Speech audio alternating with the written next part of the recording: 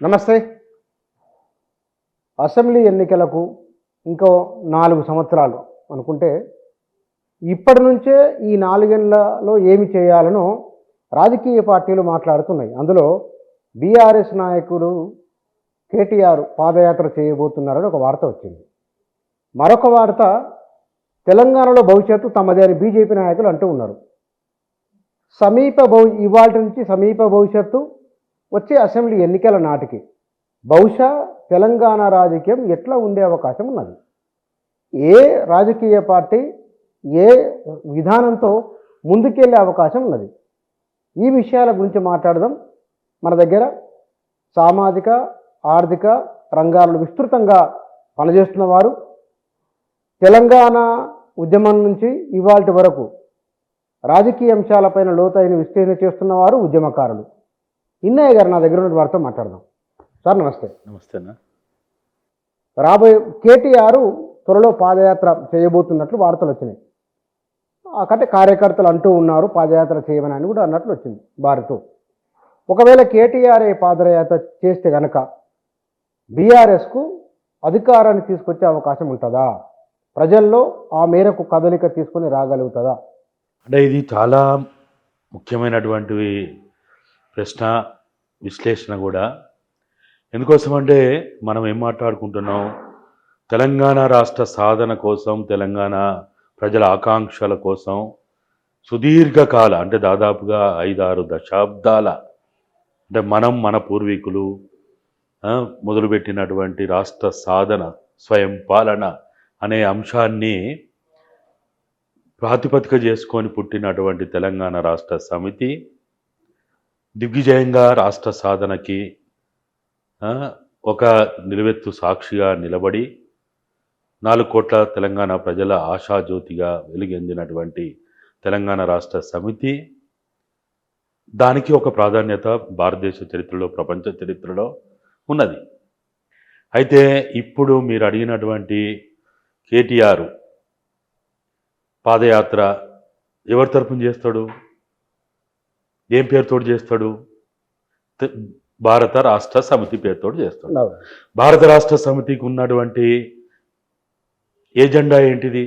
జెండా అంటే బీఆర్ఎస్ జెండానే పెట్టుకున్నావు.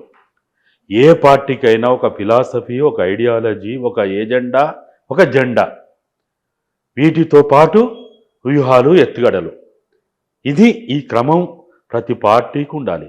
కాంగ్రెస్ పార్టీకి ఒకప్పుడు ఫిలాసఫీ, ఐడియాలజీ, భారత స్వాతంత్రోద్యమం, బ్రిటిష్ పాలన వ్యతిరేకంగా చేయడం, స్వయం పాలనకు పనిచేయడం అదొకటి. ఇక్కడ ఆవిర్భావమైనటువంటి టీడీపీ, తెలుగుదేశం ఏదైతుందో దానికి తెలుగు ప్రజల ఆత్మగౌరవం, తెలుగు భాష, మంచి చెడ్డ దానికోటి. అట్లే తమిళనాడులో తీసుకున్నా, అట్లే ఇతర రాష్ట్రాల్లో తీసుకున్నా బీఎస్పీ కూడా ఒక ఫిలాసఫీ ఉంది, ఒక ఐడియాలజీ ఉంది, అది ఉంది. ఆర్జేడీకి ఒకటి ఉన్నది. ఆమ్ ఆద్మీ కూడా అవినీతి రహిత పాలన, మంచి చెడ్డ దానికి ఉన్నది. ఆ ఏజెండాతోటి, ఆ ఫిలాసఫీ, ఆ ఐడియాలజీ, ఆ ఏజెండాతోటి ప్రారంభమవుతుంటే పార్టీలన్నీ సెంటిమెంటు దానికి తోడవుతుంటాయి. ఏదైతే బీజేపీ కూడా దానికి ఒక ఫిలాసఫీ ఉంది, ఒక ఐడియాలజీ ఉంది. అది బయటికి కొన్నిసార్లు చెప్తారు, వాళ్ళు చెప్పరు. ఈ మనవాదాన్ని ఈ దేశంలో సుస్థిరపరచాలని, లేకపోతే వర్ణ వ్యవస్థ తీసుకురావాలని, నిచ్చెన మెట్ల వ్యవస్థ ఉండాలని వాళ్ళ తాత్విక ఆలోచన వాళ్ళది. అయితే ఒక్కొక్కరికి ఒక్కొక్కటి ఉంది. వాళ్ళు దానికి అనుకూలంగా వ్యూహాలు, ఎత్తుగడలు, సెంటిమెంట్ను ఉపయోగించుకుంటారు. నీకు ఇక్కడ బీఆర్ఎస్కి ఏమి ఏజెండా ఉంది, ఏమి ఎత్తుగడలు ఉన్నాయి, ఏ సెంటిమెంట్ ఉంది? అయితే సెంటిమెంట్ అన్న ఉపయోగపడాలి. తెలంగాణ కోసం తెలంగాణ సెంటిమెంట్ ఉపయోగపడ్డది. తెలంగాణ అనేది ఒక నినాదం, అదొక అక్షరం కాదు, ఒక పదం కాదు, అదొక నినాదం. 4 కోట్ల ప్రజల గుండె తప్పుడు అది. 4 కోట్ల ప్రజల జీవన్మరణ పోరాటం అది. జీవితాలను మార్చేటువంటి ఒక నినాదం అది. మరి అలా బీఆర్ఎస్ పేరుతోటి పాదయాత్రలు చేయి, మోకాలతో దేక్కుంటా తిరుగు, లేకపోతే పొరుదండాలు పెట్టుకుంటా తిరుగు, ఏది చేసినా అసలు నీ ఫిలాసఫీ ఏంటిది, నీ ఐడియాలజీ ఏంటిది? ఈ ప్రశ్నలకు సమాధానం ముందు అంటే పాదయాత్ర ఏ పేరు, ఎందుకు అనేది నిర్వచించాలి మొదలు. అంతే కదా మీరు అనేది. అంతే. ఈ నిర్వచనం మీరు చెప్పిన ఎవరైనా సరే ఒక మత ప్రాతిపదికతో వచ్చినా, ఒక కుల ప్రాతిపదిక, ఒక కుల మీటింగులు జరుగుతాయి. ఆ కుల మీటింగ్ కూడా వాళ్ళకి ఒక ప్రాతిపదిక ఉంటుంది. ఒక ఏజెండా ఫస్ట్ ఈ ఫిలాసఫీ ఐడియాలజీ లేకున్నా ఏజెండా అయితే ఉండాలి కదా, అవును అవును సెంటిమెంట్ అయితే ఉండాలి కదా. డెఫినెట్లీ. నీ ఏజెండా ఏంటిది, నీ సెంటిమెంట్ ఏంటిది? కులం అనేది ఒక సెంటిమెంట్, ఆ కులానికి సంబంధించిన సమస్యలు ఒక ఏజెండా. నీ ఇక్కడ బీఆర్ఎస్ ఇవాళ తెలంగాణలో పాదయాత్రలు చేసినా, పొరుదండాలు పెట్టి తిరిగినా, మోకాళ్ళతో దేక్కుంటూ తిరిగినా, అది ఏమన్నా చెయ్యి, చేసేటప్పుడు ఫస్ట్ చెప్పాల్సింది కనీసం నీ ఏజెండా ఏందో చెప్పు, దానికి తోడయ్యేటువంటి సెంటిమెంట్ ఏందో చెప్పు. నీ ఏజెండా లేకుండా ఒక జెండా పట్టుకొని తిరిగితే ప్రజలు ఏమనుకుంటారు? ఏ జెండా లేకుండా జెండా పట్టుకొని తిరిగిన ఏ పార్టీ అయినా, ఏ సంఘం అయినా, ఏ మనిషి అయినా మనగడ సాగించగలుగుతాడా? అంటే ఇక్కడ ఇప్పుడు అడగచ్చా, కేటీఆర్ అలవిగాని హామీలు ఇచ్చిన కాంగ్రెస్ అధికారంలోకి వచ్చింది, తాము గడిచిన 10 ఏళ్లలో చేసిన అభివృద్ధి వెనక్కి వెళ్తున్నది, ఇచ్చిన హామీ నిలబెట్టుకోవట్లేదు కాబట్టి ఈ ప్రశ్నిస్తూ ఒకవేళ వెళ్తారు అనుకుందాం, ఎందుకంటే వాళ్ళ ఈ మధ్య మొత్తం ఇవే మాట్లాడుతున్నారు కాబట్టి. ఇట్లా చెబితే ప్రజలు విని వీరి వైపు వచ్చే అవకాశం ఉందా? ఎప్పుడు కూడా నెగిటివ్ పాలిటిక్స్ తోటి సమాజంలో పోయినోడు సక్సెస్ కాలే. నెగిటివ్ పాలిటిక్స్ తోటి మనం కూడా చూసినాం. హేట్రిజం అనేది 69 ఉద్యమం విఫలం కావడానికి ప్రధాన కారణాల్లో ఒక కారణం, అదేం ప్రధాన కారణం కాదు, ప్రధాన కారణాలు ఒక 10 అనుకుంటే ఆ 10లో ఒకటి ఏంటిది? హేట్రిజం, నెగిటివ్ పాలిటిక్స్ చేయడం. Gongura go back, idli sambar go back, లేకపోతే అడ్డపంచలోలు గో బ్యాక్, లేకపోతే ఫలానోడు గో బ్యాక్ అనేది ఏదైతే ఉందో, ఎప్పుడు కూడా నువ్వేం ఈ రాష్ట్ర సాధనకి ప్రయోజనాలు ఏంటియో ఫస్ట్ చెప్పాలి. ఈ రాష్ట్ర సాధన ప్రయోజనాలు చెప్పకుండా హేట్రిజం ద్వారా, నెగిటివ్ పాలిటిక్స్ తోటి సమాజంలో ఎప్పుడు కూడా ఒక మార్పుని తీసుకురాలేం, మార్పుని విజయాన్ని ముద్దాడలేం. ఆవేశాలు సృష్టించవచ్చు. హేట్రిజం ద్వారా, నెగిటివ్ పాలిటిక్స్ ద్వారా ఆవేశాలని సృష్టించగలుగుతాం, ఉద్రేకాన్ని సృష్టించగలుగుతాం, లేకపోతే కలహాలను సృష్టించగలుగుతాం. కానీ ఒక పాజిటివ్ రిజల్ట్స్ రావాలంటే నెగిటివ్ పాలిటిక్స్ మీద ఆధారపడి మనం పాజిటివ్ రిజల్ట్స్ని తీసుకురాలేము. నీ తెలంగాణ సమాజానికి నువ్వు ఏం చేయాలనుకుంటున్నావో చెప్పకుండా నువ్వు చేసే ముందు నువ్వు చెప్పినావనుకో, వాళ్ళు ఇప్పుడు 14 నెలలకే 1,00,000 కోట్లు అప్పు చేసిండని నువ్వు అంటావు. నువ్వు 5 ఏళ్ళలో ఏమేలుగా పెట్టేవారు నాయన, నువ్వు 7 లక్షల అప్పు ఎట్లా చేస్తామని అడుగుతారు, ఎందుకు చేస్తామని అడుగుతారు. నెంబర్ 1. అట్లనే ఇంకా అనేక రకాలైనటువంటి భూముల దందా చేస్తాడు, కుటుంబ పాలన చేస్తుండని అంటాడు. ఎవడు? రేవంత్ రెడ్డి అనుమల కుటుంబం అంతా కూడా తిరుపతి రెడ్డో, కొండల రెడ్డో, ఆ రెడ్డో, ఈ రెడ్డో కుటుంబ పాలన చేస్తాడు, లేకపోతే కోటరీ పాలన చేస్తున్నారు. ఎవరు? ఆయన ముస్లిం, ఆయన పేరేంది, ఎవరో ఆయన కానీ ఇంకోడు వీళ్ళంతా కలిసి వాళ్ళు ఎవరో చేస్తున్నారు, వాళ్ళు కోటరీ పాలన చేస్తున్నారు అన్నావు. ఫస్ట్ ఇమ్మీడియట్గా ప్రజలకు ఏం గుర్తొస్తుంది? నీ ప్రగతి భవన్ పాలన గుర్తొస్తుంది, నీ ప్రగతి భవన్ కోటరీ గుర్తొస్తుంది, నీ ఫామ్ హౌస్ పాలన గుర్తొస్తుంది, నీ భూముల దందాలు గుర్తొస్తాయి, నీ కుటుంబ పాలన గుర్తొస్తుంది. లేకపోతే మీరు రెడ్డోళ్ళు అందరూ వెళ్తున్నారని అన్నావు అనుకో, ఇమ్మీడియట్గా ప్రశ్న ఏమొస్తుంది? నీ అనుభవం అంతా ఏం చేసిండు అనేది వస్తుంది. వీటికి సమాధానాలు చెప్పకుండా నేను అందుకని ఎప్పుడు ఏం చెప్తున్నా అంటే, బీఆర్ఎస్ అని చెప్పబడే వీళ్ళు ఎవరైతే ఉన్నారో ప్రజల్లో వీళ్ళకి పాజిటివ్ ఒపీనియన్ రావాలంటే, రిజల్ట్స్ రావాలంటే, ప్రజలు మళ్ళా వీళ్ళని నమ్మాలంటే 3 పనులు చేయాలి. బీఆర్ఎస్ ఏమేం చేయాలి? 1, ఏ తెలంగాణ రాష్ట్ర సాధన ఆకాంక్షల కోసమైతే టీఆర్ఎస్ పుట్టిందో, దానికోసం అనేక ఉద్యమాలు జరిగినాయో, త్యాగాలు జరిగినాయో, చివరికి ఆత్మార్పణలు కావచ్చు, లేకపోతే ఇంకా తమ విలువైన ప్రాణాలను అర్పించి తెలంగాణ రాష్ట్ర సాధన కారకులైనటువంటి, అది 1200 మందా 1300 మందా అని సంఖ్య పక్కన పెట్టినా 1000 పైగా ఎవరైతే తెలంగాణ రాష్ట్ర సాధన కోసం అమరులైనరో వాళ్ళ ఆశయాలు పరిపూర్తి చేయడానికి కారణమైనటువంటి తెలంగాణ రాష్ట్ర సమితిని మళ్ళా పునర్ప్రారంభించాలి. ఇది నెంబర్ 1. నెంబర్ 2, 9.5 సంవత్సరాల పాలనలో జరిగినటువంటి అనేక రకాలైనటువంటి ప్రజా వ్యతిరేక విధానాలు, అవినీతి, అక్రమాలు, భూదందాలు, మన్ను శ్మశానం ఏవైతే ఉన్నాయో వీటి మీద జరిగిన పొరపాట్ల మీద జరిగిన మంచి చెప్పుకో, జరిగిన పొరపాట్లకు మేము బాధ్యులమని చెప్పి తెలంగాణ సమాజానికి క్షమాపణ చెప్పు. ఇది రెండవది.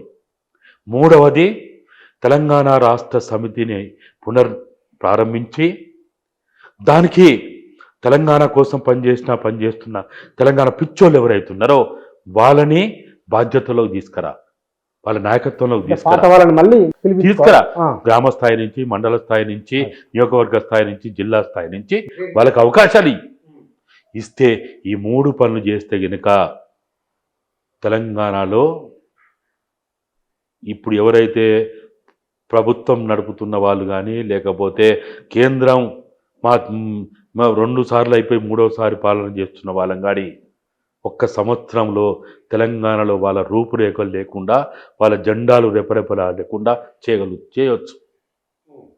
కానీ ఇది ఒక ఆశ, ఇదొక కోరిక. మరి ఇదే విషయం మీరు నేరుగా కలిసి, మీకు ఆ ఫ్యామిలీతో అటాచ్మెంట్ ఉంది, నేరుగా పరిచయాలు ఉన్నాయి, బాగా కొన్నాళ్ల పాటు కలిసి పనిచేసిన మీరు పోయి చెప్పొచ్చుగా. నేను చెప్తున్నా, నాకు పరిచయం ఉన్న వాళ్ళతో చెప్తున్నా, ఫోన్లు చేసి చెప్తున్నా, లేకపోతే కలిసినప్పుడు చెప్తున్నా. నేను చెప్పడం కాదు, మీరందరూ చూసిండ్రు. 19 పార్లమెంటు నియోజకవర్గాల సమీక్షా సమావేశాలు జరిగితే 98% బీఆర్ఎస్ని తీసేసి టీఆర్ఎస్ పెట్టమన్నారని వాళ్ళే చెప్పుకున్నారు మీడియాలో. నేను కాదు చెప్పింది, పత్రికా సమావేశాలు వాళ్ళే చెప్పుకున్నారు.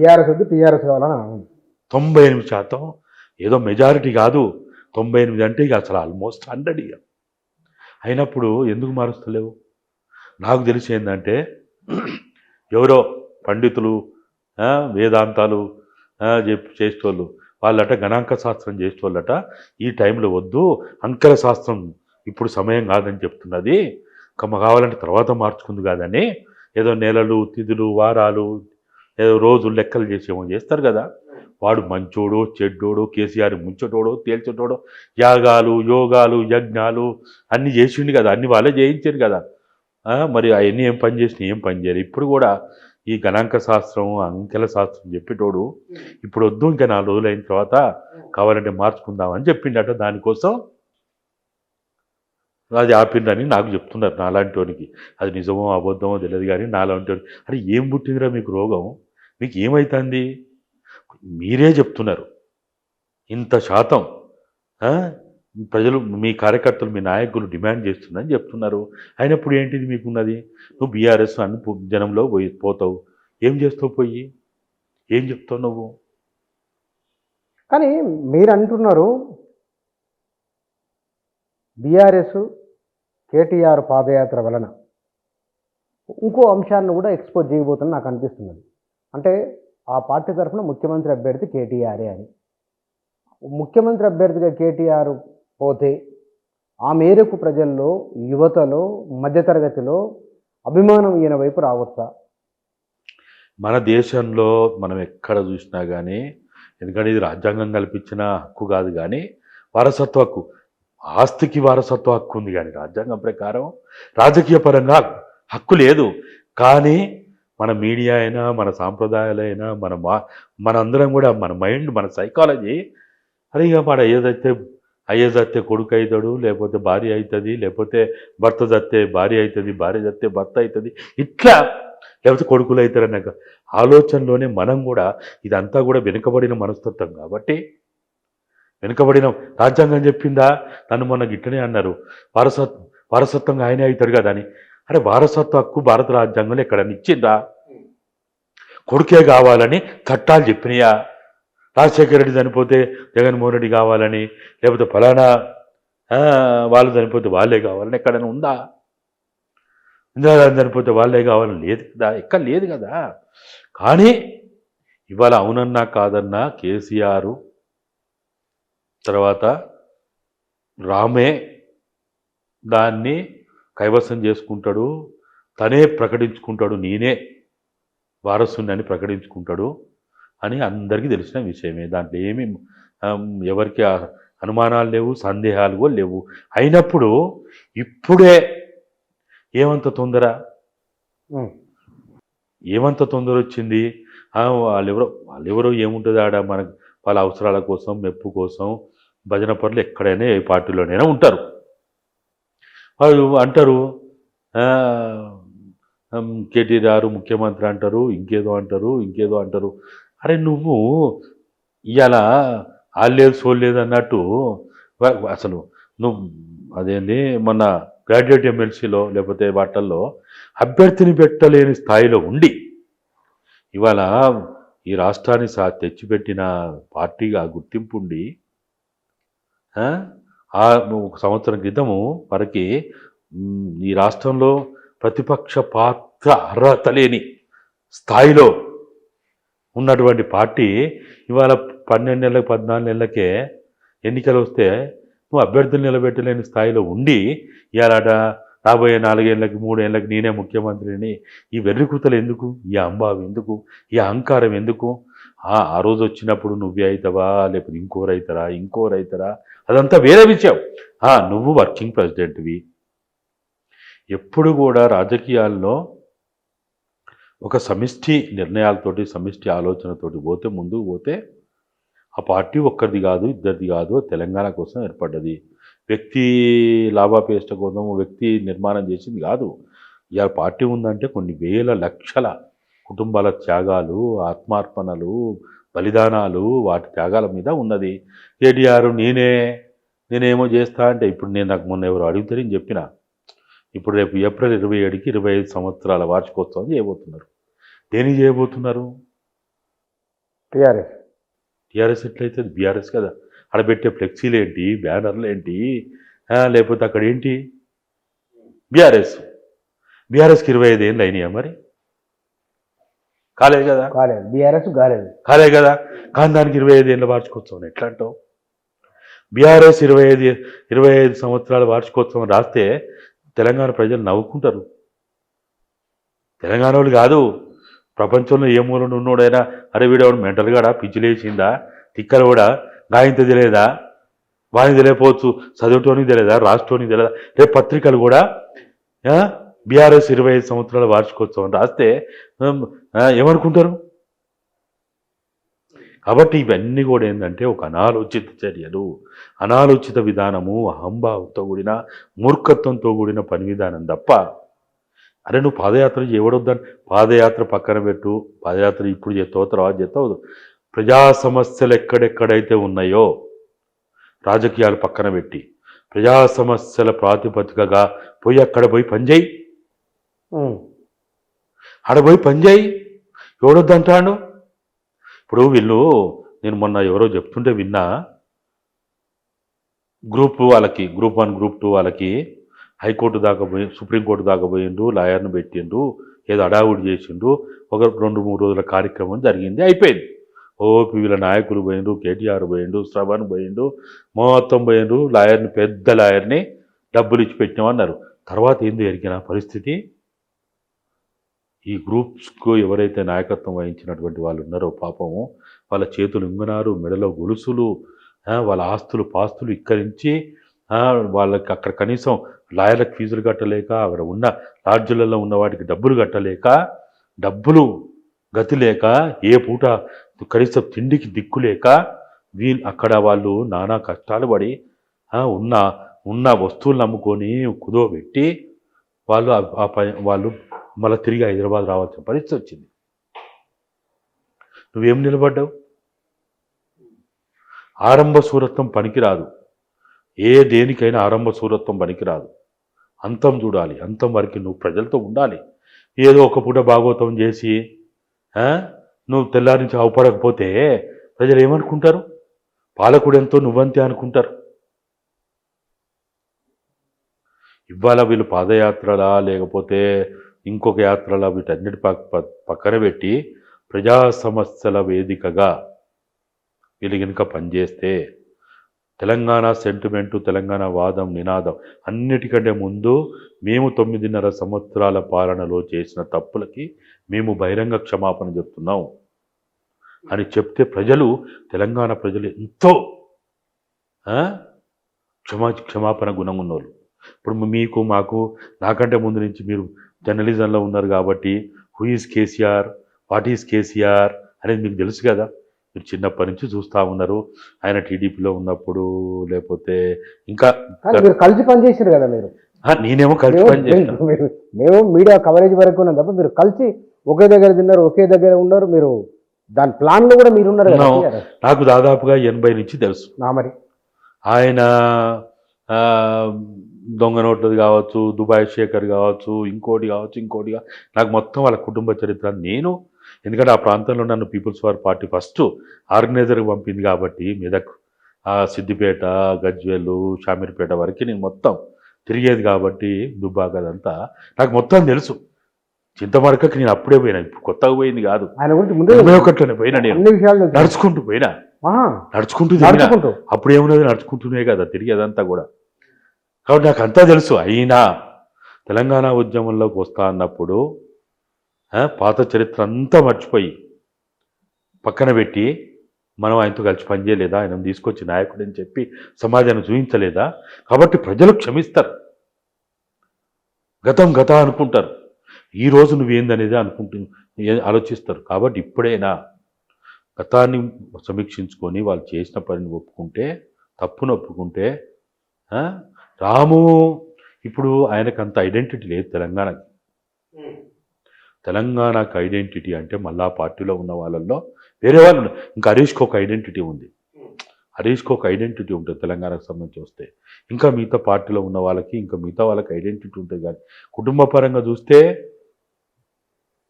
కవిత కంటే లేటుగా వచ్చినోడు కేటీఆర్.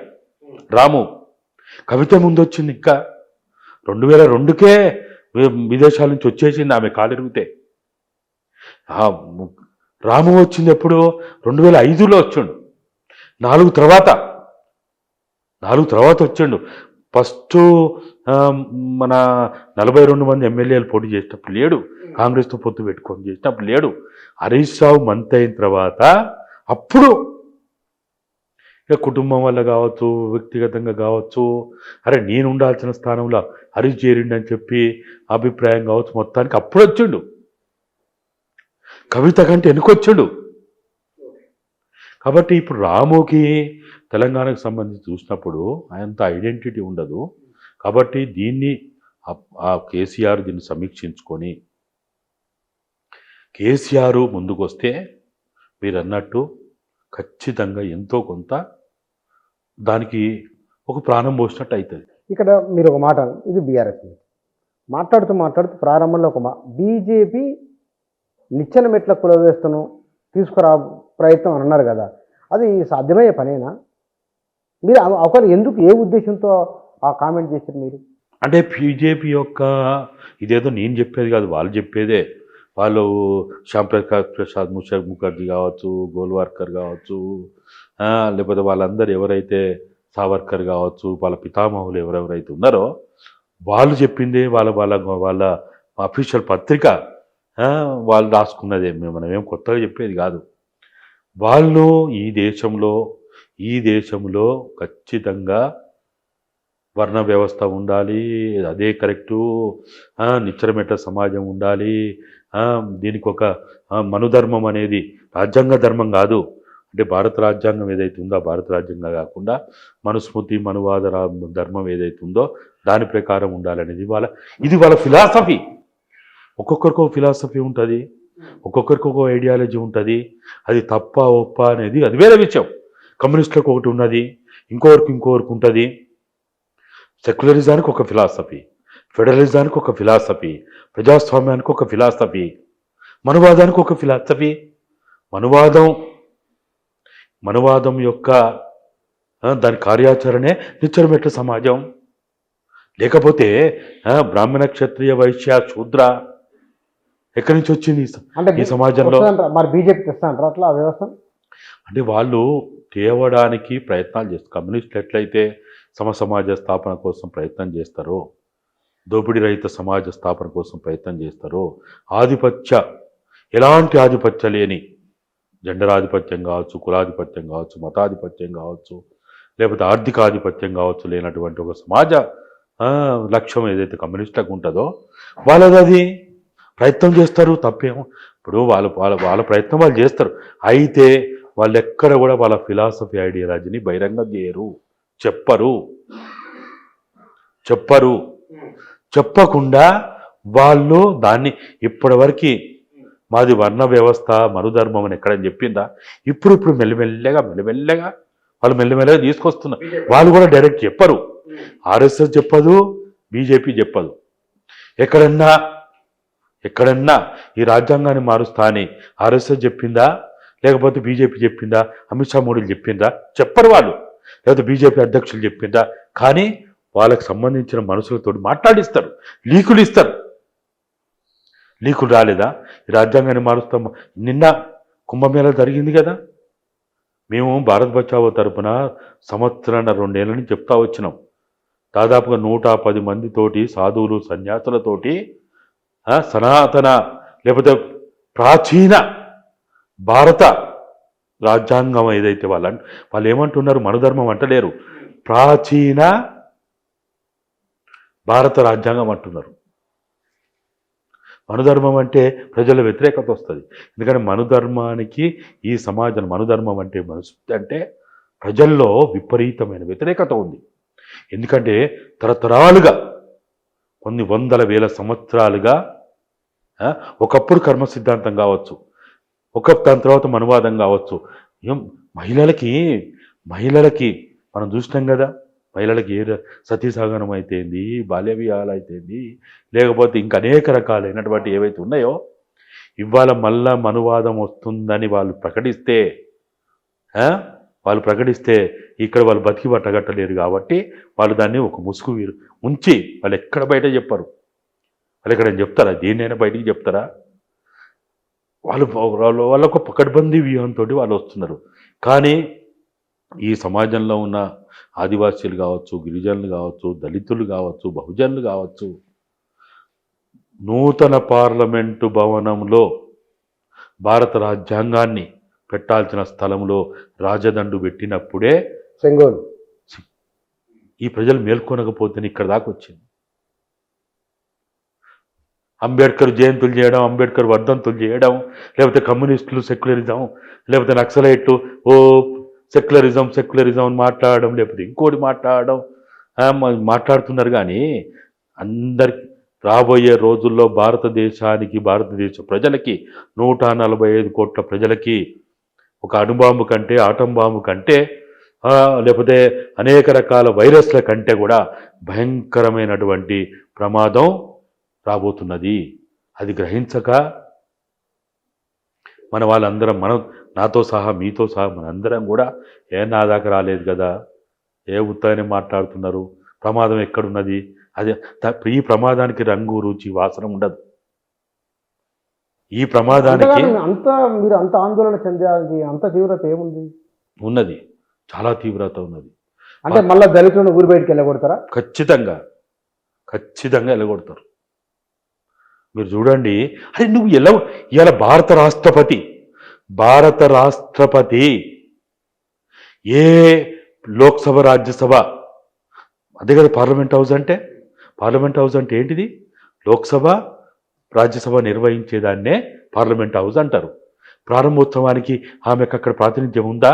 ఆమె అక్కడ అడుగు పెట్టిందా? అరే ఇంతకంటే నిదర్శనం ఏం కావాలి? కళ్ళున్నోనికి, మెదడున్నోనికి అర్థం కావాల్సిన విషయాలు ఇవి. అక్కడ మనుధర్మం ఉంది, అక్కడ మనుస్మృతి ఉంది, అక్కడ మనువాదం ఉంది. దాంట్లో భాగమే రాష్ట్రపతి గారిని అక్కడ లేకుండా చేయడం అనేది మనం గ్రహిస్తలేం, మనం ఆలోచిస్తలేం. అదేదో రొటీన్ విషయం అన్నట్టు, అదేదో యాక్సిడెంటల్గా జరిగిపోయినట్టు అనుకుంటున్నాం మనం. భారత పార్లమెంటు ప్రారంభోత్సవంలో అక్కడ ఏ రాజ్యాంగాన్ని అయితే ఉంచాలనో అక్కడ రాజదండుని పెట్టినప్పుడు మనం చాలా రొటీన్గా చూసినాం. మనం రాజ్యానికి ఒకే దేశం, ఒకే ఎన్నిక, ఒకే మతం, ఒకే విద్యా విధానం, ఒకే భాష. ఇలా ఏంది తమిళనాడులో ఎందుకు జరగబడుతున్నది?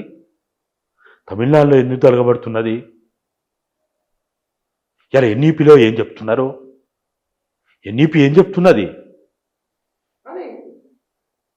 నూతన విద్యా విధానమైనా సరే, లేదు హిందువులలో కులాల పేరుతో కొట్టుకోకూడదు, అందరం ఒకటనే భావన తీసుకొని పోతున్నాం, లేదా ఒకే దేశం ఒక జాతిగా ఉండాలనే భావన ఉంది తప్ప వేరేది లేదు అని కూడా ఒక ఆర్గ్యుమెంట్ ఉంది అటువైపు నుంచి. నేను కాదంటలేను. భారతదేశంలో ఉన్న వాళ్ళందరూ వాళ్ళు దాదాపుగా ఏ మతంలో ఉన్న వాళ్ళు, బుద్ధిజంలో ఉండని, క్రిస్టియానిటీలో ఉండని, ముస్లింలుగా ఉండని, లేకపోతే ఏ విధంగానే ఉండని, వాళ్ళందరూ భారతీయులు కదా. అందరు భారతీయులు, ప్రధానంగా భారతీయులు. వాళ్ళు మత విశ్వాసాలు, మతము అవన్నీ పేరు పక్కన పెడదాం, వాళ్ళందరూ అయితే భారతీయులే కదా. వాళ్ళు ఎల్లమ్మను మొక్కు, దుర్గమ్మను మొక్కు, పోషమ్మను మొక్కు, రాముని మొక్కు, తమిళనాడు పోతే రావణాసురుని మొక్కు, వాళ్ళు ఏదైనా చేయని, వాళ్ళైతే భారతీయులు కదా. ఈ భారతీయులుగా ఉన్నటువంటి 145 కోట్ల ప్రజలకి ఏదైతే వాళ్ళ ఐక్యత, ఏదైతే వాళ్ళ మధ్య ఉన్నటువంటి ఒక అనినాభావ బంధాన్ని ఇవాళ చీలుస్తున్నది ఎవరు? కులం పేరుతోటి, మతం పేరుతోటి, ఉపకులాల పేరుతోటి, లేకపోతే ప్రాంతాల పేరుతోటి ఘర్షణ వాతావరణం తీసుకొస్తున్నది ఎవరు? మనువాదులు కాదా? ప్రజల ఐక్యతని బ్రిటిష్ వాళ్ళం అనుకున్నాం మనం. విభజించు పాలించు అనే సూత్రంతో బ్రిటిష్ వాళ్ళు దాదాపు అన్ని సంవత్సరాలు పాలన చేసిండ్రు అనుకున్నాం. కానీ ఇవాళ జరుగుతున్నది ఏంటిది? కాబట్టి ఇవాళ ఈ దేశంలో వీళ్ళు ఏదైతే అవును హిందువులే, కాదంటలేము, అందరూ హిందువులే, మేము కాదు, ఏ పేరు కాదు, హిందువులు అవునా కాదా చర్చ పక్కన పెడదాం. ఎవరు హిందువులు అనేది మళ్ళీ అదొక చర్చ. వాళ్ళు మూలవాసులా, లేకపోతే శూద్రులా, లేకపోతే అతి శూద్రులా, లేకపోతే వాళ్ళు ఏంటిది అనేది, హిందువుల ఐడెంటిటీ మాకు ఎక్కడిది? ఈ హిందువుల పేరుతోటే కదా మమ్మల్ని తరతరాలుగా బానిసలు చేసింది, అంటరాని వాళ్ళుగా చూసింది, వివక్ష గురి చేసిందనే భావన సమాజంలో కొంతమంది బుద్ధిజీవులకు ఉంది. అది పక్కన పెడదాం. కానీ మెజారిటీ ప్రజల యొక్క సాంప్రదాయము, వాళ్ళ ఆచారాలు, వాళ్ళ వ్యవహారాలు, వాళ్ళన్నీ కూడా హిందుత్వంలో భాగంగానే ఉన్నాయి. అయినప్పుడు మరి ఏం చేస్తున్నావు నువ్వు? జిఎస్టీ తీసుకొచ్చినావు. జిఎస్టీ ఎవరికి నష్టం? జిఎస్టీ ఎవరికి నష్టం? ఒక్క ముస్లింలకు నష్టమా? ఒక్క ముస్లింలకు నష్టమా? ఒక్క క్రిస్టియన్లకు నష్టమా? ఈ దేశంలో నువ్వు చెప్పబడే 10 కోట్లు, దాదాపుగా వాళ్ళు ఒక 15 కోట్లు 20 కోట్లు వేరే వాళ్ళు ఉన్నారు. మిగతా వాళ్ళందరూ ఇట్లా లెక్క కడుతున్నారు కదా. 80-20 సూత్రం పెట్టారు కదా ఉత్తరప్రదేశ్ ఎన్నికల్లో. ఆ ప్రకారమే తీసుకున్నా కానీ 80-20 85-15 సూత్రం తీసుకున్నా కానీ మరి వీళ్ళకి ఏం చేస్తున్నావు నువ్వు? ఆ ప్రజలకు ఏం చేస్తున్నావు? ఇవాళ దండకారణ్యంగా చెప్పబడే 18-22% ఉన్న భారత భూభాగంలో ఉన్న ప్రజలకి భారత రాజ్యాంగం ఇచ్చిన 5వ షెడ్యూల్ ప్రకారం ఇచ్చిన హక్కులని, చట్టాలని ఉల్లంఘన చేసి మారణహోమం సృష్టిస్తున్నావు కదా. ఏం చేస్తున్నావు? ఆ ఆదివాసీలు ఎవరు? ఆ గిరిజనులు ఎవరు? నువ్వు చెప్పబడే నీ లెక్క ప్రకారమే నువ్వు అనుకున్నే హిందువులే కదా. మరి వాళ్ళని ఎందుకు చంపుతున్నావు? వాళ్ళు ఎందుకు ఖాళీ చేస్తున్నావు? వాళ్ళ సంపద పైన వాళ్ళకి ఎందుకు హక్కు లేకుండా చేస్తున్నావు? 6వ షెడ్యూల్లో భాగంగా ఉన్న ఈశాన్య రాష్ట్రాలైన త్రిపుర, మిజోరాం, నాగాలాండ్ ఇతర ప్రాంతాల్లో 6వ షెడ్యూల్ భాగంగా ఉన్న వాళ్ళని ఎందుకు హింసిస్తున్నావు? రక్తపాతం సృష్టిస్తున్నావు? వాళ్ళ హక్కులు ఎందుకు హరిస్తున్నావు? భారత రాజ్యాంగంలో ఉన్న 12 షెడ్యూళ్లలో ఉన్న అనేక సమూహాలకు ఇవ్వాల్సిన హక్కులను ఇవ్వకుండా నువ్వెందుకు ఈ పని చేస్తున్నావు? వాళ్ళు హిందువులు కాదా? మరి వాళ్ళు భారతీయులు కాదా? ఈ మధ్య జరిగిన పరిణామాలను తీసుకున్నప్పుడు అంటే మీరు తీవ్రమైన ఆందోళన ఉన్నది. బహుశా అంట్లో మరీ దళితులను ఊరి బయటికి వెళ్ళగొట్టేంతగా రాకపోతున్నాయి. ఎందుకంటే ప్రపంచం మునుపట్లాగా లేదు కదా, చాలా మారుతున్నది కాబట్టి తెలియదు మరి. ఎందుకంటే మీరు భవిష్యత్తును అంచనా వేసి చెప్తున్నారు, మరి ఎక్కడో తెలియదు. తెలంగాణలో బీజేపీ బలపడే అవకాశం ఉన్నది, అధికారం తమదని చెప్తున్నారు రాబోయే రోజుల్లో వాళ్ళు. ఎప్పుడు బలపడే అవకాశం ఉందంటే ఇప్పుడు ఉన్నటువంటి, అంటే మనం ఎప్పుడు కూడా చూస్తూ ఉంటాం రాజకీయాల్లో శత్రు మిత్రు అని. ఈ శత్రు మిత్రు అనే ఒక సూత్రీకరణ, ఒక వ్యూహ ఎత్తుగడని గనుక పాటించకపోతే వాస్తవంగా గత ప్రభుత్వం చేసిన తప్పులు ప్రజలందరికీ తెలుసు. దాని యొక్క నష్టం అంతా చూసినాం, మనం అందరం చూసినాం. అయినప్పటికీ ఈరోజు కాంగ్రెస్ బీజేపీ బీఆర్ఎస్ ఏదైతే 3 పార్టీల విధానం ఇక్కడ ఉందో దీంట్లో కాంగ్రెస్ బీఆర్ఎస్ కనుక తన్నుకుంటే ఒకరినొకరు నిర్వీర్యం చేయడానికి ప్రయత్నం చేస్తే ఒకరిపైన ఒకరు వీళ్ళ మధ్యన ఘర్షణ వాతావరణం ఇంకా పెరిగితే ఖచ్చితంగా ఇప్పుడు ఇంట్లో కుటుంబ సభ్యులు తన్నుకుంటే మూడోవానికి లాభం బయటవానికి లాభం జరగదా? లాభం జరుగుతుందా లేదా? కుటుంబ సభ్యులు ఇవాళ తెలంగాణలో అవునన్నా కాదన్నా మీరు భారతదేశ ప్రజలు అనుకున్నట్టు లేకపోతే అనేక మంది విశ్లేషకులు చెప్తున్నట్టు బుద్ధిజీవులు చెప్తున్నట్టు ఈ దేశానికి ప్రమాదం మనువాద మతోన్మాదమే ప్రమాదం అని ఒక చర్చ జరుగుతున్నది. ఈ మనువాద మతోన్మాదాన్ని తీసుకురావడానికి ఈ శతాబ్ది ఉత్సవాల సందర్భంలో ఆశపడుతున్నా కోరిక పడుతున్నా వేగిరపడుతున్న వాళ్ళు ఎవరైతే ఉన్నారో తొందరపడుతున్న వాళ్ళు ఎవరైతే ఉన్నారో వాళ్ళు ఈ దేశానికి ఇప్పుడు ఒక్కొక్క కాలమాన పరిస్థితుల్లో ఒకరు ప్రధాన శత్రువులు అయి ఉంటారు. ఇప్పుడు ఎండాకాలంలో గొడుగు పట్టుకుంటాం, చలికాలంలో గొడుగు పట్టుకుంటే ఏమంటారు? పిచ్చోడు అంటారు. అప్పుడు ఏం చేయాలో అదే చేయాలి. ఇప్పుడు ఈ దేశానికి ప్రమాదమైనటువంటి విషయం ఏదైతుందో అంశం ఏదైతుందో దానికి వ్యతిరేకంగా పనిచేయాల్సిన అవసరం ఉంది. అయితే ఇవాళ ఇక్కడ కాంగ్రెస్ బీఆర్ఎస్ వీళ్ళు తన్నుకుంటే వీళ్ళు నిర్వీర్యం చేసుకుంటే ఎందుకంటే మనం గతంలో కూడా చూసినాం బీజేపీ తన చేతులకి రక్తం మరకలు అంటకుండా మట్టి అంటకుండా తనకి ఎక్కడ కూడా ఏ విధమైన బదనాం కాకుండా బీఆర్ఎస్ అడ్డం పెట్టుకొని కాంగ్రెస్ని పొందబెట్టడానికి ప్రయత్నం చేసింది. ఎమ్మెల్యేలను తీసుకున్నా పార్టీ నాయకులను తీసుకున్నా లేకపోతే కేసులు పెట్టినా లేకపోతే ఇంకోటి చేసింది. మనం ముఖ్యంగా 18 తర్వాత ఇంకెక్కువ చేసింది. అంటే బీజేపీ బీఆర్ఎస్ కలిసి మీ ఉద్దేశం? అప్పుడు కలిసి కాకున్నా కానీ ఇక్కడ పాలన జరగాలంటే డబ్బులు కావాలా, బడ్జెట్ కావాలా, ఇంకా ఇవో అవసరాలు ఉంటాయి కాబట్టి కేంద్రంతో వాడు నువ్వు ఆ పని చేస్తే నేను ఈ పని చేస్తా అంటాడు. ఇప్పుడు చూస్తలేమా ఎన్ఈపీలో భాగమైనటువంటి త్రిభాషా సూత్రాన్ని అమలు చేస్తే మీకు ఇవ్వాల్సి వచ్చిన 2700 కోట్లు మీకు ఇస్తామని కండిషన్ పెట్టారు తమిళనాడులో. కంతే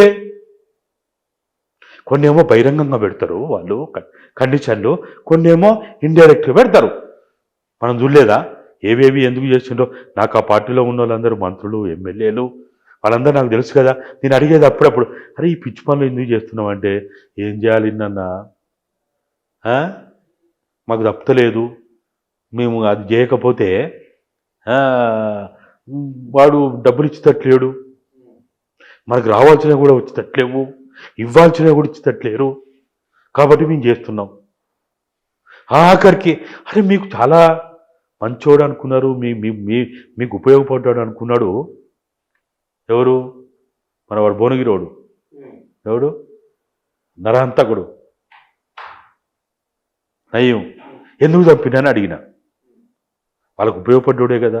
ఏదే మాకు సంపాదన లేదు, ఈ చంపడం అనేది మాకు పైనుంచి వచ్చిన ఆదేశాలు, మేము చంపినాం, మాకు చంపడం వల్ల మాకు కావాల్సిన ఫలితాలు మాకు వచ్చినాయని అన్నారు. రాష్ట్ర ప్రభుత్వానికి ఆ రోజుకి నయం వల్ల ప్రమాదం లేదు, కానీ వాళ్ళకి కేంద్రానికి అమిత్ షా మోడీకి ఉన్న అవసరాలు వాళ్ళకు ఉన్నాయి. అంటే ఇక్కడ జరిగిన ప్రతి చర్య వెనుక మనకు కనపడే కేసీఆర్ కేటీఆర్ ఈ ప్రభుత్వం కనపడదు. ఇప్పుడు రేవంత్ రెడ్డిది కూడా గంతే ఉన్నది. ఏమున్నది? ఇప్పుడు ఆయనకి ఎవరు అదానికి ఏదో తరగబెట్టిండు, ఎవరు చెప్పించిండు, ఎందుకోసం ఇచ్చిండు, లేకపోతే ఇంకేదో చేసిండు ఇచ్చిండు తప్పదు కాబట్టి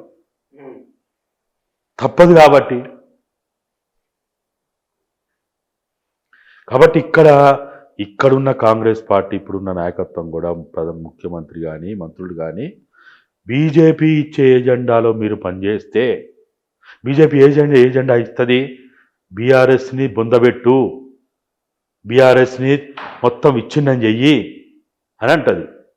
ఒక ప్రయత్నం చేస్తుంది. ఒకవేళ వీళ్ళు చేయలేదనుకో అప్పుడు ఏం చేస్తుంది ఎరికైనా? బీఆర్ఎస్ని లేపుతుంది.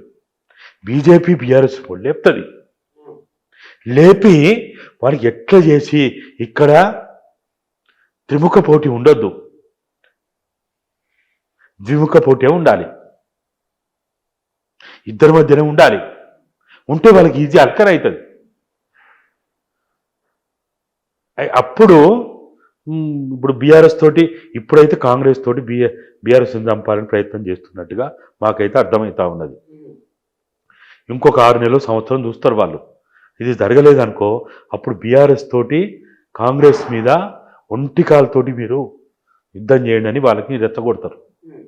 ఆ ప్రయత్నం చేస్తారు. అయితే ఇవన్నీ కూడా ఏంటంటే ఇక్కడ ఉన్నటువంటి బుద్ధిజీవులు కావచ్చు, ఇక్కడ ఉన్న ఎవరైతే సమాజ శ్రేయస్సు కోసం ఉన్నటువంటి వాళ్ళు ఎవరైతే ఉన్నారో కులాలకి మతాలకి అతీతంగా ఆలోచించి భారతదేశాన్ని కావచ్చు తెలంగాణ మీరు చూడండి రానున్న రోజుల్లో ఎట్లనైతే మహారాష్ట్రలో ఒక చావా సినిమా ఆధారం చేసుకొని ఇవాళ మహారాష్ట్రలో మంటలు పుట్టించిందో రాబోయే రోజుల్లో రజాకారుల పేరుతోటి రాబోయే సినిమా ద్వారా తెలంగాణలో కూడా అత్యంత భయంకరమైన హింసని ప్రేరేపణ చేయడానికి ప్రయత్నాలు చేస్తారు.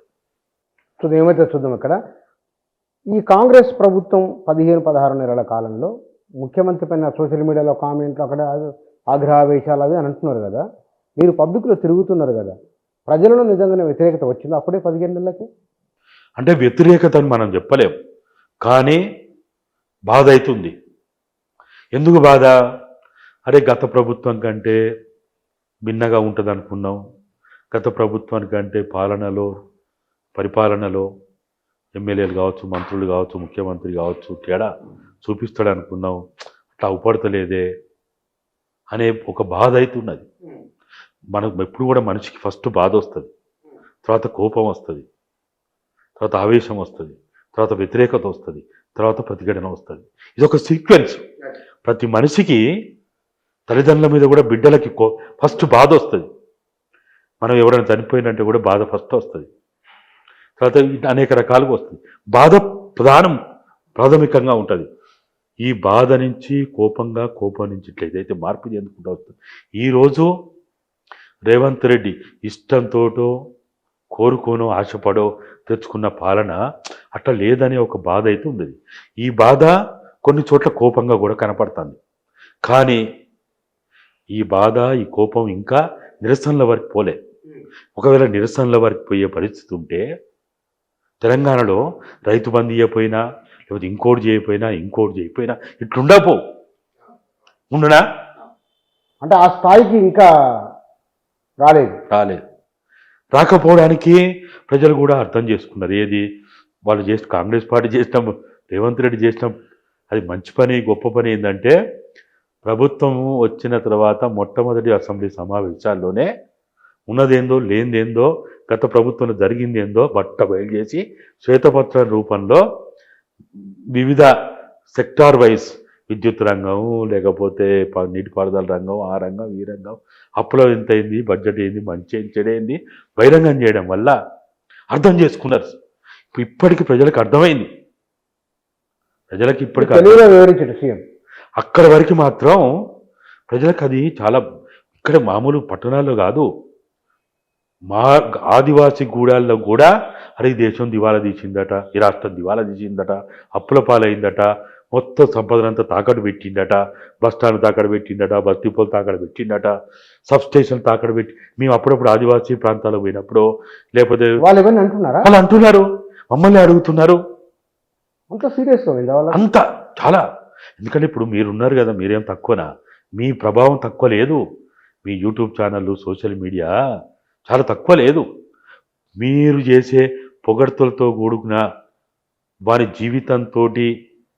జీవితంతో సమన్వయమయ్యేటువంటి వాళ్ళ జీవితంతో పెనవేసుకున్న ప్రతి మీ ఇంటర్వ్యూని,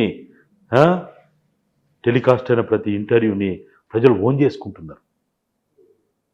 ఒక్కసారి 2 సార్లు చూస్తున్నారు, వాళ్ళు గమనిస్తున్నారు, చాలా చాలా గమనిస్తున్నారు.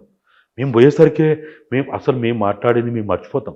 ఇట్లా అనేక యూట్యూబ్ ఛానల్లో మాట్లాడుతున్నారు, మర్చిపోతాం. వాళ్ళు మాత్రం ఒక్క పొల్లు పోకుండా చెప్తున్నారు, ఫలానా మైక్ టీవీలో ఫలాని మాట్లాడినావు, ఫలానా మన తొలివిలో ఫలాని మాట్లాడినావు.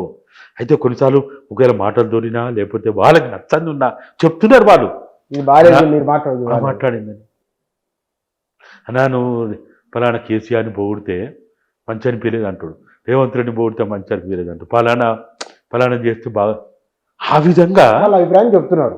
అంటే ప్రతి వాళ్ళకి ఇలా ఇదో ప్రపంచం కదా మొబైల్ అనేది. ఇదే అసలు ప్రపంచం, చేతిలోని ప్రపంచం అంతా. రాబోయే సమీప భవిష్యత్తులో బీఆర్ఎస్ ఇప్పటి కాంగ్రెస్ రెండింటి మధ్యనే ఉన్నది. అక్కడ బీజేపీని కూడా రేవంత్ రెడ్డి మాటలు అంటూ ఉన్నారు. ఎవరు ప్రజల్లోకి బలంగా వెళ్ళే అవకాశం విపక్షాల్లో? అంటే ఇప్పుడున్న పరిస్థితులు ఇంతకుముందు అనుకున్నట్టు ఒకవేళ వాళ్ళు పార్టీ పేరు మార్చుకొని జరిగిన దానికి క్షమాపణలు చెప్పి వాళ్ళు వాళ్ళ నిర్మాణం నాయకత్వాలు మార్చుకొని చేస్తే బీఆర్ఎస్కి అయితే అంటే టీఆర్ఎస్కి లైఫ్ ఉన్నది. అట్లా కాకుండా వాళ్ళు ఒకవేళ కాంగ్రెస్ ఒకవేళ బీఆర్ఎస్ పేరుతో ఉన్న వీళ్ళిద్దరు కనుక వీళ్ళు సమస్యల ప్రాతిపదికగా ప్రభుత్వాన్ని ఖచ్చితంగా నిలదీయాల్సిందే, మాట్లాడాల్సిందే, ప్రశ్నించాల్సిందే, ప్రజల పక్షాన్ని నిలవాల్సిందే, ప్రజల గొంతుకగా వాళ్ళ పని వాళ్ళు చేయాల్సిందే. దాంట్లో ఏమి ప్రతిపక్ష పార్టీ ముఖ్యమైన ప్రతిపక్ష పార్టీగా పనిచేయాలి. కానీ ఫిలసాఫికల్గా ఐడియాలజికల్గా లేకపోతే రాబోయే అత్యంత భయంకరమైన ప్రమాదాన్ని చూసినప్పుడు వీళ్ళిద్దరూ కలిసి బీజేపీ పట్ల ఐక్యంగా వీళ్ళు కనుక సరే మనం తన్నుకున్నా కుటుంబంలో అన్నదమ్ములు తన్నుకున్నా, కుటుంబంలో ఉన్న అక్క చెల్లెళ్ళు అన్నదమ్ములు అందరు తన్నుకున్నా, భార్య భర్త ఇద్దరు తన్నుకున్నా, గీతులాడుకున్నా, వీళ్ళందరూ ఐక్యంగా ఉన్నప్పుడు వాళ్ళ యొక్క భవిష్యత్తు గొప్పగా ఉంటుంది. అట్లనే ఇక్కడ కూడా వాళ్ళిద్దరు కనుక ఖచ్చితంగా తప్పులు ఎంచుకోవాల్సిందే. వీళ్ళ తప్పులు వాళ్ళు మాట్లాడాల్సిందే, వాళ్ళ తప్పులు వీళ్ళు మాట్లాడాల్సింది. మాట్లాడినప్పటికీ అంతిమంగా బీజేపీ ఇచ్చిన ఏజెండాలో పనిచేయకుండా ఏది కాంగ్రెస్కు బీజేపీ ఒక ఏజెండా ఇస్తుంది ఒక 6 నెలలు 1 year. దాంతో అది కాదనుకుంటే బీఆర్ఎస్కి ఒక ఏజెండా ఇస్తుంది కాంగ్రెస్ని చంపడానికి. ఆ ట్రాప్లో పడకుండా ఎజెండాలు పనిచేయకుండా ఉంటే మాత్రం ఖచ్చితంగా రాబోయే రోజుల్లో తెలంగాణ సమాజానికి ఉపయోగం జరుగుతుంది. Thank you sir. తెలంగాణ రాష్ట్ర రాజకీయాలపై అంటే ప్రస్తుతం ఉన్న సమకాలీన రాజకీయాలపైన బహుశా ఇట్లా జరగవచ్చు అని అంచనా వేస్తూ వ్యక్తం చేసిన వారి అభిప్రాయాలు. Thank you.